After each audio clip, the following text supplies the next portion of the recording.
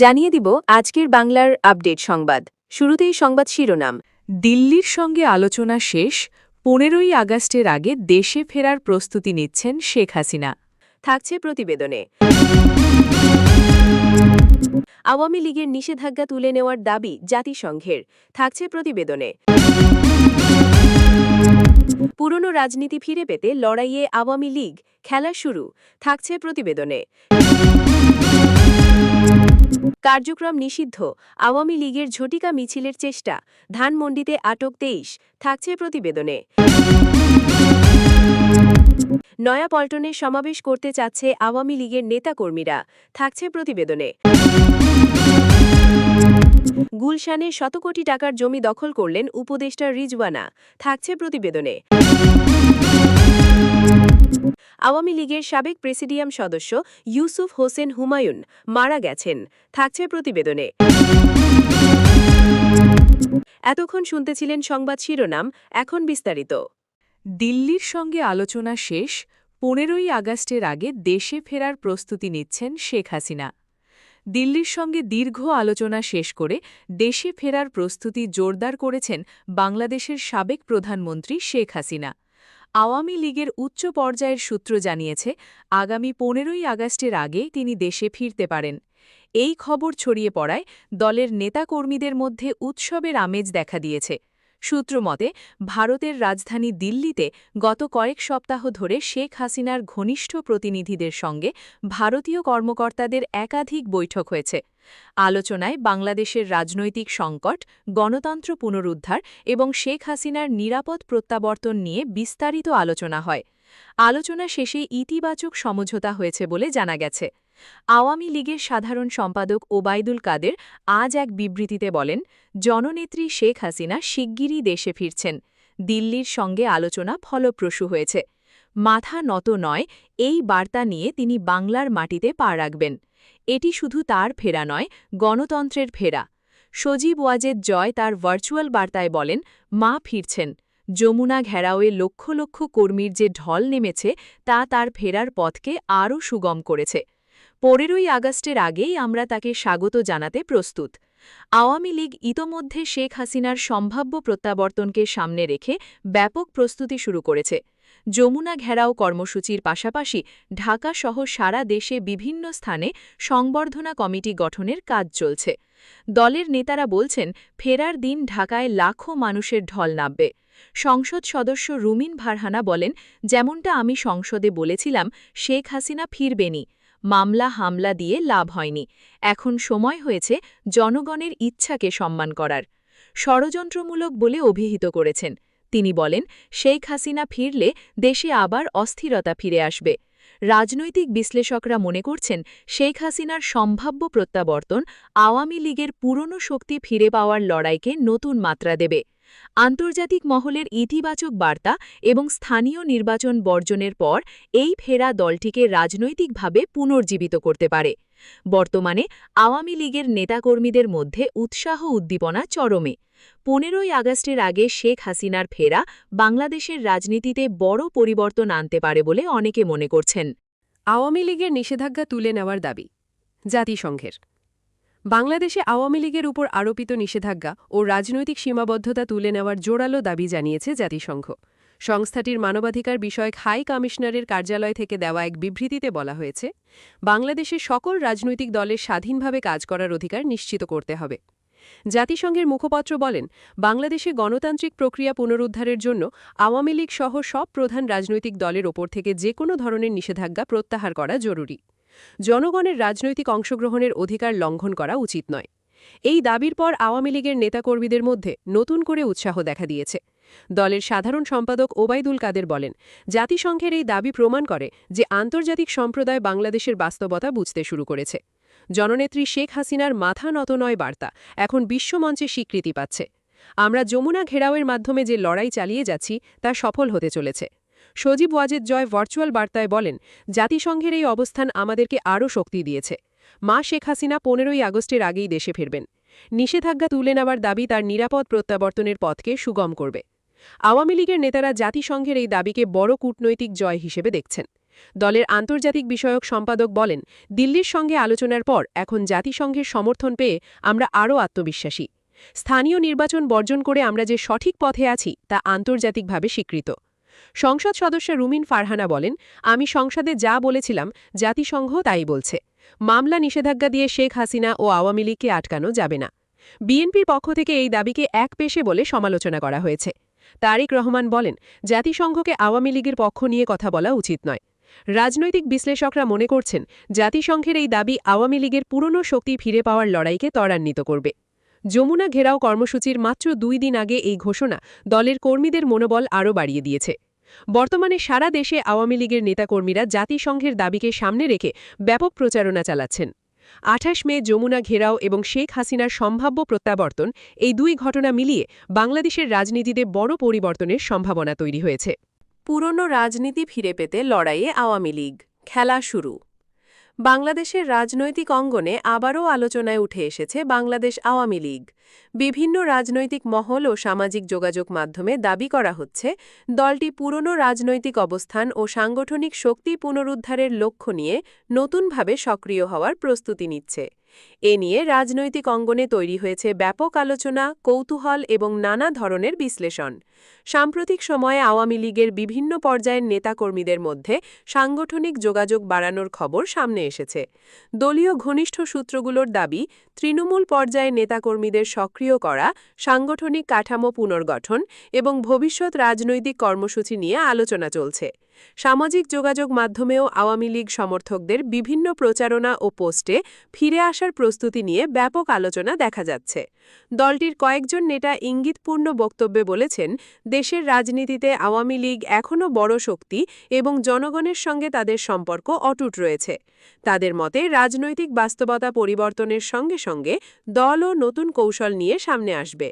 অন্যদিকে বাংলাদেশ জাতীয়তাবাদী দল বিএনপি নেতারা আওয়ামী লীগের এই তৎপরতাকে রাজনৈতিক প্রচারণা হিসেবে দেখছেন। তাদের দাবি, দেশের মানুষ এখন গণতন্ত্র, অর্থনীতি, দ্রব্যমূল্য এবং রাজনৈতিক স্থিতিশীলতার প্রশ্নে বেশি মনোযোগী। রাজনৈতিক বিশ্লেষকদের মতে, বাংলাদেশের বড় রাজনৈতিক দলগুলো সংকটের সময় সাধারণত সাংগঠনিক পুনর্গঠন ও মাঠ পর্যায়ের তৎপরতা বাড়ানোর পথ বেছে নেয়। আওয়ামী লীগের সাম্প্রতিক কার্যক্রমও সেই রাজনৈতিক বাস্তবতার অংশ হতে পারে। বিশ্লেষকের একাংশ মনে করছেন, বর্তমান সময়ে রাজনীতিতে শুধু মাঠের কর্মসূচি নয়, সামাজিক যোগাযোগ মাধ্যমও বড় ভূমিকা রাখছে। ফলে ছোট কোনো রাজনৈতিক বার্তাও দ্রুত বড় আলোচনায় পরিণত হচ্ছে। এদিকে আওয়ামী লীগের সমর্থকদের মধ্যে নতুন উদ্দীপনা লক্ষ্য করা যাচ্ছে। অনেকেই সামাজিক যোগাযোগ মাধ্যমে দাবি করছেন, দলটি আবারও দেশের রাজনীতিতে শক্ত অবস্থানে ফিরবে। তবে সমালোচকদের কেউ কেউ বলছেন, বাস্তব রাজনৈতিক পরিস্থিতি ও জনসমর্থনের প্রশ্নই সবশেষে সবচেয়ে গুরুত্বপূর্ণ হবে। আইন শৃঙ্খলা রক্ষাকারী বাহিনীও রাজনৈতিক পরিস্থিতির ওপর নজর রাখছে বলে জানা গেছে। সম্ভাব্য রাজনৈতিক কর্মসূচি ও জনসমাগমকে কেন্দ্র করে প্রশাসন সতর্ক অবস্থানে রয়েছে। রাজনৈতিক পর্যবেক্ষকদের মতে, বাংলাদেশের রাজনীতিতে আওয়ামী লীগ ও বিএনপি দীর্ঘদিন ধরে প্রধান শক্তি হিসেবে অবস্থান করছে। ফলে আওয়ামী লীগের যে কোনো সাংগঠনিক তৎপরতা বা রাজনৈতিক বার্তা দ্রুত জাতীয় আলোচনায় উঠে আসে। সব মিলিয়ে পুরনো রাজনীতি ফিরে পেতে লড়াইয়ে আওয়ামী লীগ, এই আলোচনা এখন দেশের রাজনৈতিক অঙ্গনের অন্যতম আলোচিত বিষয় হয়ে উঠেছে। তবে দলটির ভবিষ্যৎ রাজনৈতিক কৌশল, আনুষ্ঠানিক কর্মসূচি ও জনসমর্থনের বাস্তব চিত্রই সবশেষে নির্ধারণ করবে তাদের অবস্থান কতটা শক্তিশালী হবে। কার্যক্রম নিষিদ্ধ আওয়ামী লীগের ঝটিকা মিছিলের চেষ্টা, ধানমন্ডিতে আটক 23। রাজধানীর ধানমন্ডি ও আশপাশের এলাকায় অভিযান চালিয়ে কার্যক্রম নিষিদ্ধ আওয়ামী লীগ, যুবলীগ ও সহযোগী সংগঠনের 23 নেতাকর্মীকে আটক করেছে পুলিশ। মিছিলের প্রস্তুতি ও ঝটিকা কর্মসূচির চেষ্টা করার সময় তাদের আটক করা হয়। আটক ব্যক্তিদের মধ্যে দেশের বিভিন্ন জেলা ও উপজেলার গুরুত্বপূর্ণ নেতাকর্মী রয়েছেন বলে জানিয়েছে পুলিশ। বিষয়টি নিশ্চিত করেন রমনা বিভাগের ধানমন্ডি জোনের অতিরিক্ত উপ-পুলিশ কমিশনার এডিসি জিসানুল হক। তিনি জানান, ধানমন্ডি ৩২ নম্বর ও আশপাশের এলাকায় অভিযান চালিয়ে ২৩ জনকে আটক করা হয়েছে। আটক ব্যক্তিদের মধ্যে উপজেলা যুবলীগের সভাপতিসহ বিভিন্ন জেলার নেতাকর্মী রয়েছেন, যারা ঝটিকা মিছিলের নেতৃত্ব দেওয়ার প্রস্তুতি নিচ্ছিলেন বলে পুলিশের কাছে তথ্য ছিল। তিনি আরও বলেন, নিষিদ্ধ সংগঠনের যে কোনো অপতৎপরতা প্রতিরোধে ওই এলাকায় টহল ও নিরাপত্তা ব্যবস্থা জোরদার করা হয়েছে। পরিস্থিতি পর্যবেক্ষণে আইন শৃঙ্খলা বাহিনীর সদস্যরা সতর্ক অবস্থানে রয়েছেন বলেও জানান তিনি। এদিকে ধানমন্ডি থানার ওসি মুহাম্মদ সাইফুল ইসলাম বলেন, নিষিদ্ধ ঘোষিত আওয়ামী লীগ, যুবলীগ ও ছাত্রলীগের নেতাকর্মীরা বড় ধরনের মিছিল করার পরিকল্পনা করছিলেন। তাদের কর্মসূচির অংশ হিসেবে ক্ষমতাচ্যুত প্রধানমন্ত্রী শেখ হাসিনাকে দেশে ফিরিয়ে আনার শপথ নেওয়ারও পরিকল্পনা ছিল বলে পুলিশের কাছে তথ্য রয়েছে। পুলিশ জানিয়েছে, আটক ব্যক্তিদের পরিচয় ও সংশ্লিষ্টতা যাচাই-বাছাই করা হচ্ছে। তাদের বিরুদ্ধে আইনগত ব্যবস্থা নেওয়ার বিষয়টি প্রক্রিয়াধীন রয়েছে। নয়াপল্টনের সমাবেশ করতে চাচ্ছে আওয়ামী লীগের নেতাকর্মীরা। রাজধানীর নয়াপল্টনে বড় ধরনের সমাবেশ করার প্রস্তুতি নিচ্ছে বাংলাদেশ আওয়ামী লীগ। দলের তৃণমূল নেতাকর্মীদের মধ্যে এই দাবি জোরালো হয়ে উঠেছে। যমুনা ঘেরাও কর্মসূচির সফলতার পর এখন ঢাকার কেন্দ্রস্থলে যৌন সমাবেশের মাধ্যমে শক্তি প্রদর্শন করতে চায় দলটি। আওয়ামী লীগের একাধিক নেতা জানিয়েছেন, আগামী কয়েকদিনের মধ্যে নয়াপল্টনের শান্তিপূর্ণ সমাবেশের অনুমতি চেয়ে পুলিশের কাছে আবেদন করা হবে। দলের যুগ্ম সাধারণ সম্পাদক বলেন, জননেত্রী শেখ হাসিনা দেশে ফিরছেন, লক্ষ লক্ষ কর্মী তার স্বাগত জানাতে চায়। নয়াপল্টন বাংলাদেশের রাজনীতির এক গুরুত্বপূর্ণ স্থান। এখানে সমাবেশের মাধ্যমে আমরা গণতন্ত্র পুনরুদ্ধারের বার্তা দিতে চাই। জাতিসংঘের নিষেধাজ্ঞা প্রত্যাহারের দাবির পর আওয়ামী লীগের কর্মীরা আরও সক্রিয় হয়ে উঠেছেন। দলীয় সূত্র জানায়, সমাবেশে শেখ হাসিনার ভার্চুয়াল বক্তব্য প্রচার এবং সজীব ওয়াজেদ জয়ের বার্তা পাঠ করার পরিকল্পনা রয়েছে। ওবায়দুল কাদের বলেন, নয়াপল্টনের সমাবেশ আমাদের অধিকার, আমরা শান্তিপূর্ণভাবে এটি করতে চাই। মাথা নত নয়, এই স্লোগান নিয়ে লক্ষ লক্ষ কর্মী রাজধানীতে নামবে। নয়াপল্টনে আওয়ামী লীগের সমাবেশের খবর ছড়িয়ে পড়ায় এলাকায় রাজনৈতিক উত্তেজনা দেখা দিয়েছে।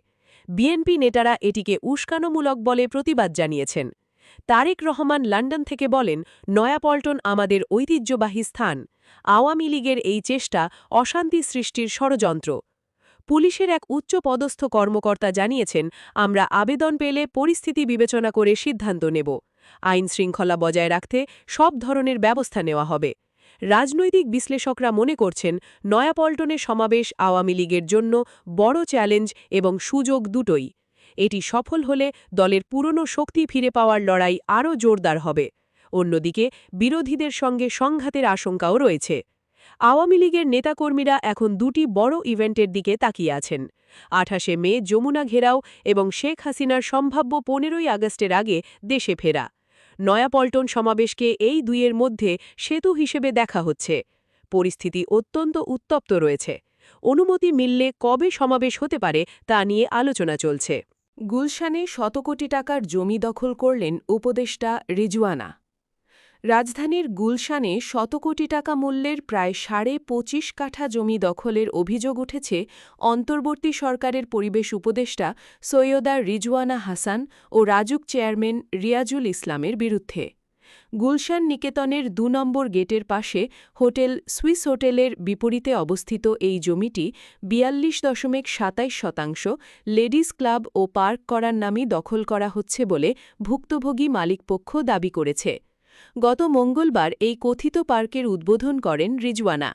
ঘটনার বিবরণে জানা যায়, জমির প্রকৃত মালিক আব্দুর রহমান সোহেল তার নানার দানসূত্রে এই জমির মালিকানা লাভ করেন। তবে গত ৫ই আগস্টের রাজনৈতিক পটপরিবর্তনের পর রাজুক সোহেলের বিরুদ্ধে একটি মামলা দায়ের করে, যার ফলে তিনি ও তার সহযোগীরা কারাবরণ করেন।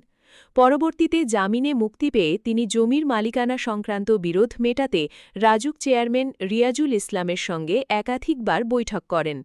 মালিকপক্ষের অভিযোগ, সমাধানের আশ্বাস দিলেও রাজুক চেয়ারম্যান পর্দার আড়ালে উপদেষ্টা রিজওয়ানা হাসানের সাথে যোগসাজশে জমিটি দখলের পরিকল্পনা করেন। অভিযোগ উঠেছে, এই দখল প্রক্রিয়ায় মূল সমন্বয়কের ভূমিকা পালন করছেন রাজুক কর্মকর্তা রাজিয়া সুলতানা, যিনি নিজেকে উপদেষ্টা রিজওয়ানা হাসানের ঘনিষ্ঠ বান্ধবী পরিচয় দিয়ে থাকেন। তাঁরই নির্দেশে গত সোমবার রাতে হঠাৎ বুলডোজার নিয়ে সেখানে থাকা সব স্থাপনা গুঁড়িয়ে দেওয়া হয়। প্রত্যক্ষদর্শীদের মতে উচ্ছেদের সময় সেখানে একদল বহিরাগত লাঠিয়াল বাহিনীও অবস্থান নেয়। অভিযোগ রয়েছে পার্কের নাম দেওয়া হলেও মূলত সেখানে বাণিজ্যিক দোকান তৈরি করা হবে, যার একটি অংশ উপদেষ্টার ঘনিষ্ঠজনদের বরাদ্দ দেওয়ার পরিকল্পনা রয়েছে। জমির মালিক আব্দুর রহমান সোহেল জানান, বিষয়টি নিয়ে তিনি পুনরায় রাজুক চেয়ারম্যানের কাছে গেলে চেয়ারম্যান তাকে সাফ জানিয়ে দেন, উপদেষ্টা ও তার বান্ধবী যা করছেন করতে দিন, পরে আমি ভেঙে আপনাদের জমি বুঝিয়ে দেব। তবে এ নিয়ে বেশি বাড়াবাড়ি করলে মামলা দিয়ে পুনরায় গ্রেফতারের হুমকিও দেওয়া হয় তাকে। চেয়ারম্যানের এমন মারমুখী ও বিতর্কিত অবস্থানের কারণে মালিকপক্ষ বর্তমানে চরম নিরাপত্তাহীনতায় ভুগছেন এবং আইনগত ব্যবস্থা নিতে ভয় পাচ্ছেন। ভুক্তভোগী সোহেল আরও দাবি করেন, তিনি জমির সমস্ত বৈধ নথিপত্র উপদেষ্টা সৈয়দা রিজওয়ানা হাসানের ব্যক্তিগত মোবাইলে পাঠিয়েছেন, কিন্তু এখনও পর্যন্ত উপদেষ্টার পক্ষ থেকে কোনো ধরনের সাড়া মেলেনি। বরং সব প্রতিবাদ উপেক্ষা করেই আজ দখলকৃত জমিতে ঘটা করে উদ্বোধনী অনুষ্ঠানের আয়োজন করা হয়েছে। এই ঘটনায় প্রশাসনের উচ্চস্থানীয় ব্যক্তিদের সম্পৃক্ততা নিয়ে এলাকায় ব্যাপক চাঞ্চল্যের সৃষ্টি হয়েছে। আওয়ামী লীগের সাবেক প্রেসিডিয়াম সদস্য ইউসুফ হোসেন হুমায়ুন মারা গেছেন। কার্যক্রম নিষিদ্ধ আওয়ামী লীগের সাবেক প্রেসিডিয়াম সদস্য, উপদেষ্টা মণ্ডলীর অন্যতম সদস্য, সুপ্রিম কোর্টের সিনিয়র অ্যাডভোকেট ইউসুফ হোসেন হুমায়ুন মারা গেছেন। রাজধানীর একটি বেসরকারি হাসপাতালে চিকিৎসাধীন অবস্থায় শনিবার ২৩ মে তিনি শেষ নিঃশ্বাস ত্যাগ করেন। ফেসবুক পোস্টে বিষয়টি নিশ্চিত করেছেন ইউসুফ হোসেন হুমায়ুনের রাজনৈতিক ও পেশাগত সহকর্মী শাহ ম রেজাউল করিম। পোস্টে তিনি লিখেছেন, শোক সংবাদ, না ফেরার দেশে চলে গেলেন বাংলাদেশ সুপ্রিম কোর্ট আইনজীবী সমিতির সাবেক সভাপতি, বাংলাদেশ বার কাউন্সিলের সাবেক ভাইস চেয়ারম্যান, বরিশাল জেলা আইনজীবী সমিতির বারবার নির্বাচিত সভাপতি, বঙ্গবন্ধু ছেড়ে দেওয়া আসন থেকে নির্বাচিত হওয়া সাবেক সংসদ সদস্য, ১/১১ সরকার আমলে গ্রেপ্তারকৃত সাবেক প্রধানমন্ত্রী শেখ হাসিনার অন্যতম আইনজীবী, বাংলাদেশ আওয়ামী লীগের সাবেক প্রেসিডিয়াম সদস্য, উপদেষ্টা মণ্ডলীর অন্যতম সদস্য, সুপ্রিম কোর্টের সিনিয়র অ্যাডভোকেট সর্বজন শ্রদ্ধেয় ইউসুফ হোসেন হুমায়ুন। ফেসবুক পোস্টে রেজাউল করিম আরও লেখেন, ঢাকার একটি বেসরকারি হাসপাতালে চিকিৎসাধীন অবস্থায় কিছুক্ষণ পূর্বে তিনি শেষ নিঃশ্বাস ত্যাগ করেছেন। মৃত্যুকালে তিনি ২ পুত্র, কন্যা, স্ত্রী সহ অগণিত শুভাকাঙ্ক্ষী শুভানুধ্যায়ী রেখে গেছেন।